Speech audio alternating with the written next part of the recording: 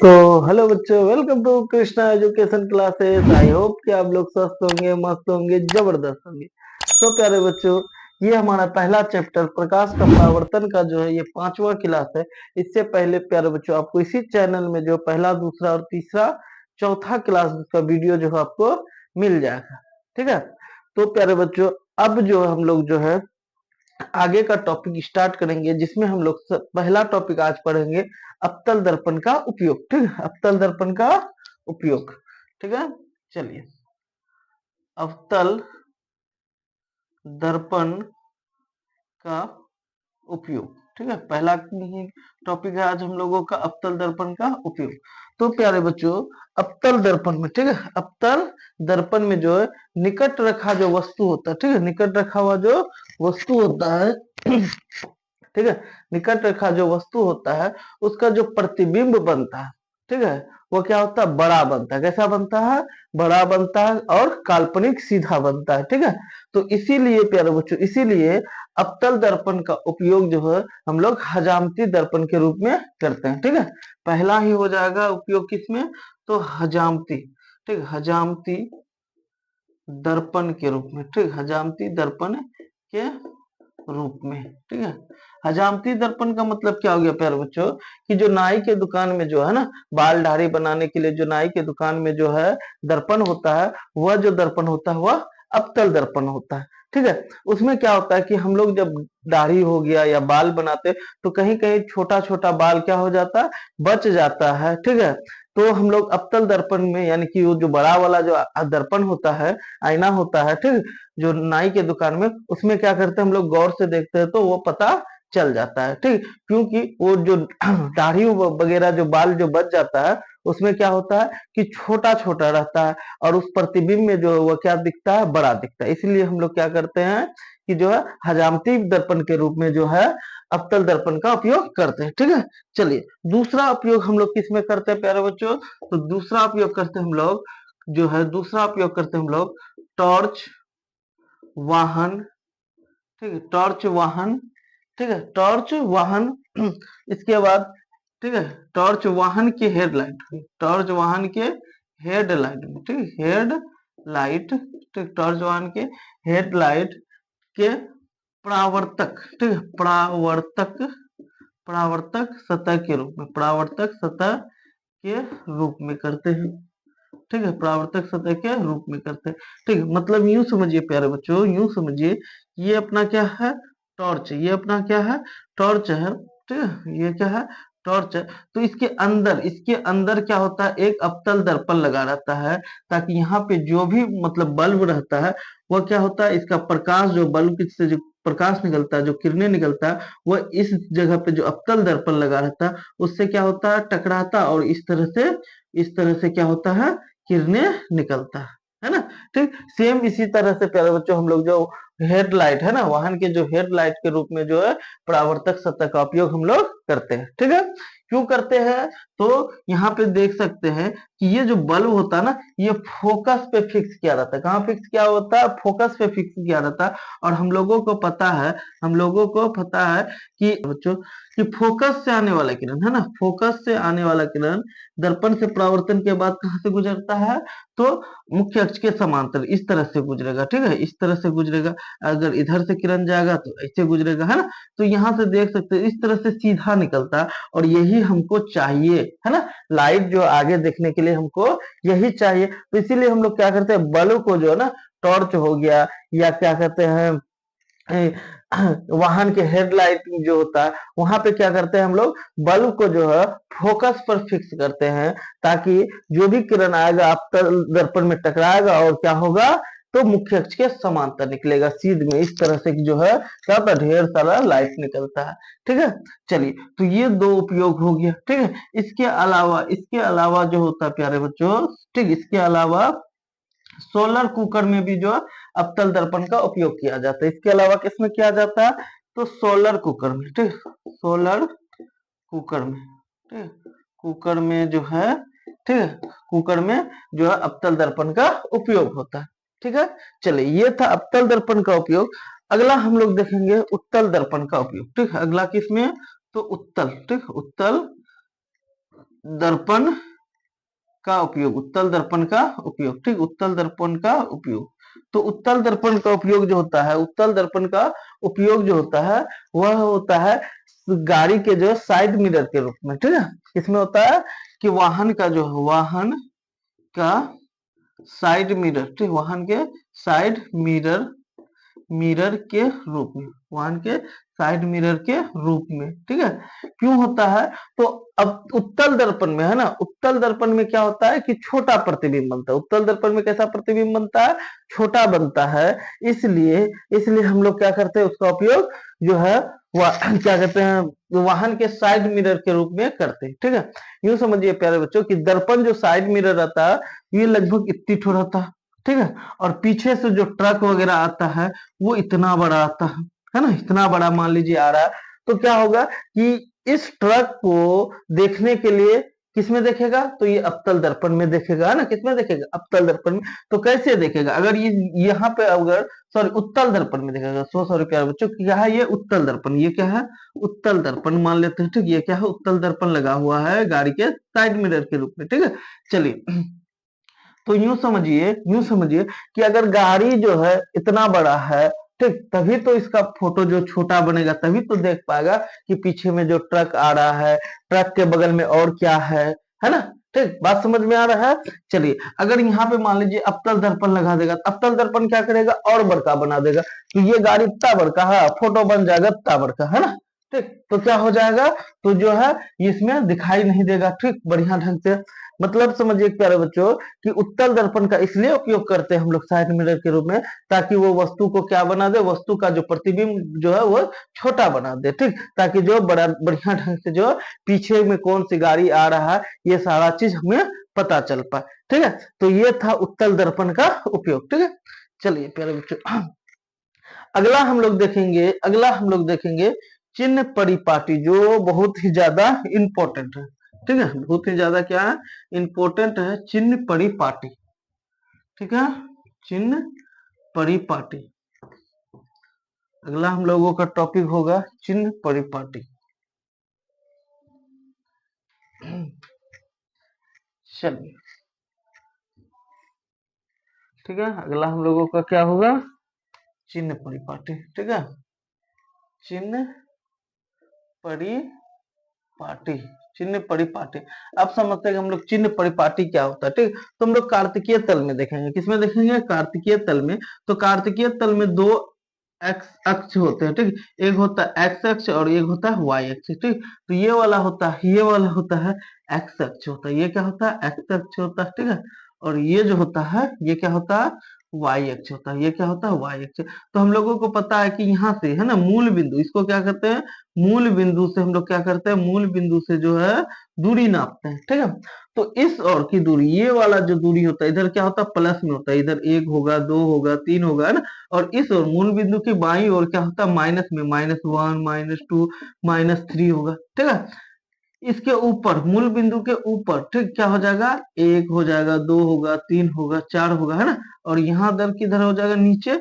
तो माइनस में आ जाएगा, -1 -2 -3, ठीक। तो सेम चीज प्यारे बच्चों, सेम चीज क्या होता है हमारे जो दर्पण के साथ भी यही होता है। किसके साथ? दर्पण के साथ में, ठीक है। चलिए, ये क्या है? अवतल दर्पण। ये क्या है? अवतल दर्पण है, ठीक है, अवतल दर्पण। तो इसकी जो दूरी नापते हैं ना हम लोग, वो क्या कहते हैं? मूल बिंदु से नापेंगे। किससे नापेंगे? सॉरी, जो है क्या कहते हैं? ध्रुव, है ना, जिसको हम लोग पी से लिखते हैं, ठीक है। तो यहाँ से देख सकते हैं कि इस और है ना, ये इधर वाला किस में आ जाएगा? प्लस में आ जाएगा, ठीक है। इधर धनात्मक पॉजिटिव आ जाएगा, ठीक है, पॉजिटिव आएगा, ठीक है। इसके ऊपर जा रहा है, देखिए, देख सकते हैं इसके ऊपर क्या है? तो इसके ऊपर भी क्या है? पॉजिटिव है, ठीक है। चलिए, इसके इधर क्या है? तो देख सकते हैं नेगेटिव में आएगा, है ना, नेगेटिव में आएगा। और नीचे भी क्या आएगा? तो नेगेटिव में आएगा। नीचे भी क्या आएगा? नेगेटिव में आएगा प्यारे बच्चों, ठीक है। तो हम देख सकते हैं कि बड़े आसानी से हम लोग जो है चिन्ह परिपाटी को समझ लिए हैं। बड़े आसानी से क्या किया? चिन्ह परिपाटी को समझ लिए। मतलब क्या है कि ध्रुव के दाईं ओर, है ना, यहाँ जैसे मूल बिंदु के दाईं ओर कहिए या ध्रुव के दाईं ओर, है ना, किसमें आता है? पॉजिटिव में आता है। दूरी किसमें आता है? पॉजिटिव प्लस में आएगा, ठीक है। मूल बिंदु के ऊपर की जो है दूरी है पॉजिटिव है, किसमें आएगा? पॉजिटिव। तो यहाँ भी ध्रुव के ऊपर क्या आएगा? पॉजिटिव आएगा, ठीक है। मूल ध्रुव के बाईं ओर, ठीक, जैसे मूल बिंदु के बाईं ओर किस में आ रहा है, माइनस में आ रहा है, तो यहाँ भी क्या आएगा, माइनस में आएगा, ठीक है। और इधर जैसे माइनस में आ रहा है मूल बिंदु से, तो इधर भी क्या आएगा, यहाँ पे माइनस में यानी कि नेगेटिव आएगा, ठीक है। तो आई होप कि प्यारे बच्चों आपको जो चिन्ह परिपाटी समझ में आ गया होगा, है ना, चिन्ह परिपाटी समझ में आ गया होगा, ठीक है। तो प्यारे बच्चों, तो यहाँ से देखिएगा, तो यहाँ से देखिएगा, ठीक है, थोड़ा सा सबसे पहले हम लोग क्या करेंगे, दर्पण बनाएंगे। तो ये रहा अपना उत्तल दर्पण, ये कौन सा दर्पण हो गया, उत्तल दर्पण हो गया, ठीक है। चलिए ये हो गया उत्तल दर्पण, और ये हो गया अवतल दर्पण, ये हो गया अवतल दर्पण, ठीक, ये क्या है, अवतल दर्पण है, ठीक है। चलिए ये रहा किसका, मुख्य अक्ष, ठीक है। यहाँ पे क्या है, तो ये ध्रुव है, ठीक है, ये फोकस हो जाएगा, और ये हो जाएगा वक्रता केंद्र हो जाएगा, ठीक है। सेम इधर भी, ठीक, सेम इधर भी होगा, ठीक है, ये हो जाएगा ध्रुव, ठीक, ये हो जाएगा इसका फोकस, और ये हो जाएगा इसकी वक्रता केंद्र, ठीक है। तो अभी अभी हम लोग क्या देखे, अभी अभी हम लोग क्या देखे कि यहाँ से, है ना, अगर हम इसको ध्रुव कहे, तो ध्रुव के जो बाईं ओर की दूरी किसमें आता है, तो माइनस में आता है, ठीक। तो ये रहा फोकस, ये रहा ध्रुव, और ये रहा फोकस, इसके बीच की दूरी किसको क्या कहते हैं, फोकस दूरी कहते हैं। यानी कि ध्रुव से क्या है, बाईं ओर है, तो ये फोकस दूरी जो आएगा, ये किस में आएगा, नेगेटिव में आएगा, फोकस दूरी क्या होगा इसका, नेगेटिव होगा, ठीक। सेम यहाँ पे भी, तो ये रहा वक्रता केंद्र, और ये है ध्रुव, इसके बीच की दूरी को कहते हैं वक्रता त्रिज्या, जिसको हम लोग आर से लिखते हैं, किससे लिखते हैं, आर से लिखते हैं, ठीक है। तो ये भी क्या है, बाईं ओर है, यानी कि वक्रता त्रिज्या भी किस में आएगा, तो नेगेटिव में आएगा, ठीक है। अब चलिए इसमें देखते हैं, ठीक है। तो ये क्या है, दाईं ओर है, तो ध्रुव से दाईं ओर, ध्रुव से दाईं ओर जो होता है वो किस में आता है, प्लस में आता है, ठीक है। तो ये रहा ध्रुव, ये रहा फोकस, तो इसके बीच की दूरी हो गया फोकस दूरी, तो ये किस में आएगा, पॉजिटिव में आएगा, ठीक है। दाईं ओर की दूरी है तो किस में आएगा, पॉजिटिव में आएगा, ठीक। और ये रहा ये रहा वक्रता केंद्र, ये रहा ध्रुव, और इसके बीच की दूरी क्या है, वक्रता त्रिज्या है, ठीक है, जिसको हम लोग आर से लिखते हैं, ठीक है। और ये भी क्या है, दाईं ओर है, यानी कि ये किस में आएगा, तो पॉजिटिव में आएगा, किस में आएगा, पॉजिटिव में, ठीक है। तो इससे हमको क्या मिला कि जो है ध्रुव से, ठीक, या यह कह सकते हैं कि अवतल दर्पण में फोकस दूरी किस में आता है, तो नेगेटिव में आता है, ठीक। वक्रता त्रिज्या किस में आता है, तो ये भी जो है अपना नेगेटिव में ही आता है, ठीक है। और इसमें क्या हो जाएगा, तो इसमें फोकस भी अपना जो है पॉजिटिव होगा, फोकस भी क्या होगा, पॉजिटिव होगा, और त्रिज्या भी क्या हो जाएगा, तो पॉजिटिव हो जाएगा, त्रिज्या भी क्या हो जाएगा, तो पॉजिटिव हो जाएगा, ठीक है।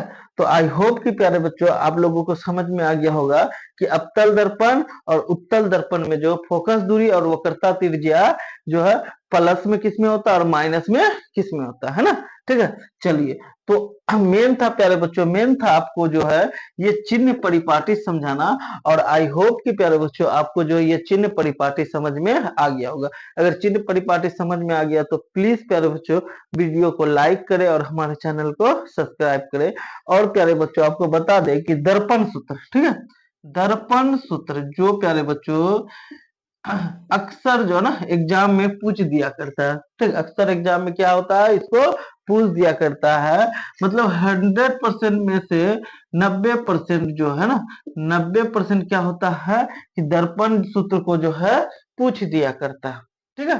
तो प्यारे बच्चों इसके लिए जो दर्पण सूत्र के लिए एक अलग से जो आपको एक सेपरेट वीडियो दिया जाएगा, ठीक है, जिसमें सिर्फ हम लोग जो है सिर्फ और सिर्फ दर्पण सूत्र के बारे में पढ़ेंगे, ठीक है।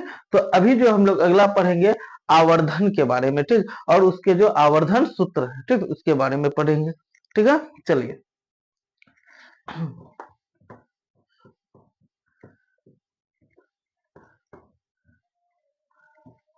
चलिए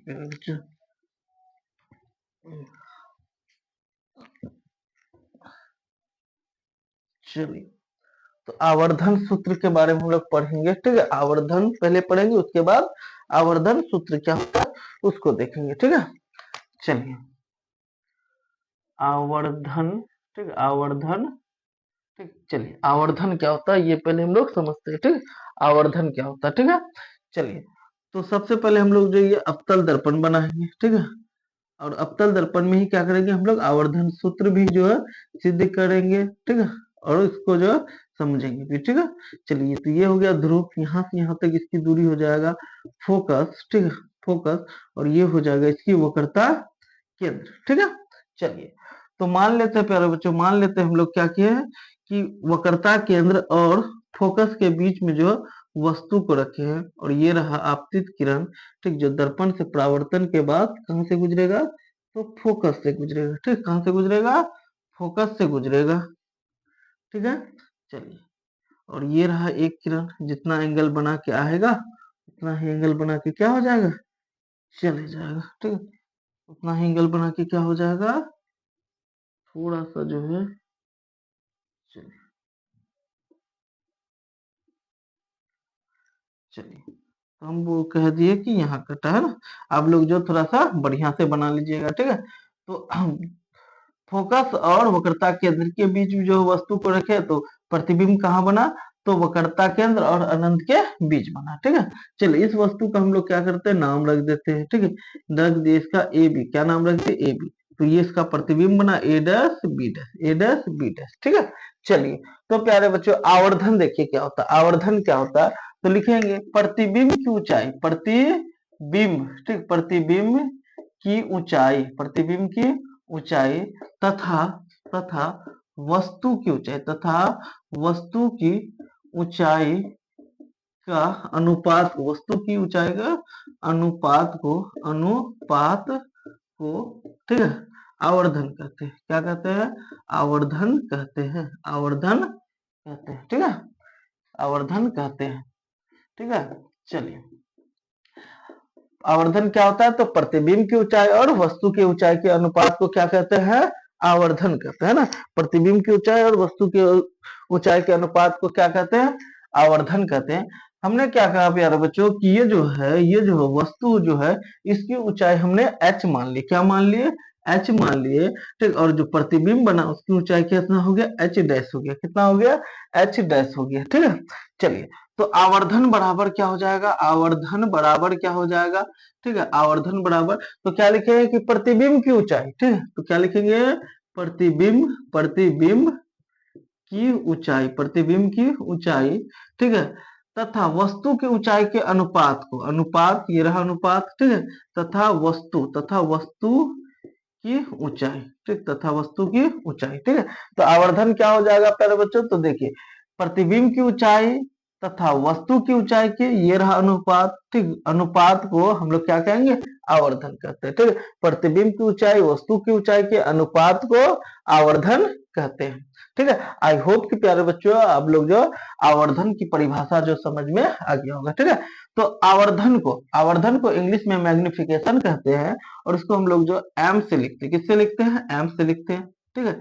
बराबर प्रतिबिंब की ऊंचाई कितना माने हैं, तो h डैश माने हैं, और वस्तु की ऊंचाई क्या माने हैं, तो h माने हैं, ठीक। तो m बराबर क्या हो गया, तो h डैश बट्टे h हो गया, m बराबर क्या हो गया, h डैश बट्टे h हो गया, ठीक है।